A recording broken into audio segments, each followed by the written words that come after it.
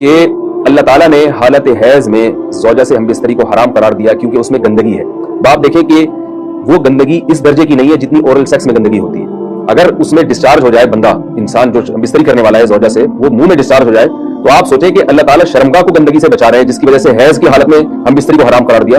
تو منہ جس سے انسان کھانا کھاتا ہے، جس سے کلمہ پڑھتا ہے، اور جو انسان کے جسم میں سب سے اشرف عضو ہے، سب سے زیادہ معزز اور مکرم عضو ہے، اس میں ایسی گندگی کو ڈالنا کہاں سے جائز ہو سکتا ہے، کہاں سے حلال ہو سکتا ہے؟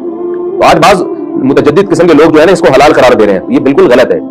تو یہ بات خوب ذہن میں رکھیں کہ اورل سیکس کے ذریعے اپنی خواہش کو پورا کرنا اس طور پر کہ ڈسچارج ہو جائے انسان عورت کے منہ میں، بیوی کے منہ میں، یہ بالکل حرام ہے، بالکل ناجائز ہے، کیونکہ منی ایک غلیظ اور ناپاک اور گندگی ہے، اور ناپاک اور نجس چیز ہے۔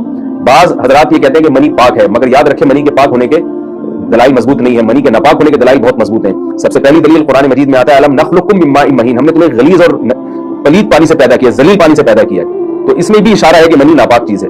دوسری بات یہ کہ حدیث میں آتا ہے کہ کنت افرق المنی من ثوب رسول اللہ صلی اللہ علیہ وسلم ثم يصلي فيه۔ حضرت عائشہ رضی اللہ تعالیٰ عنہ فرماتی ہے کہ رسول اللہ صلی اللہ علیہ وسلم کے کپڑوں پر اگر منی لگی ہوتی تھی، صحیح بخاری کی حدیث میں، اس کو کھرچ کے صاف کرتی تھی، پھر آپ صلی اللہ علیہ وسلم اس میں نماز پڑھا کرتے تھے۔ اب بعض حضرات نے یہاں سے استدلال کیا ہے کہ منی اگر ناپاک ہوتی تو حضرت عائشہ اس کو دھوتی، کھرچ کے صاف کرنا اس کی علامت ہے کہ منی پاک ہے، لیکن یہ بات غلط ہے۔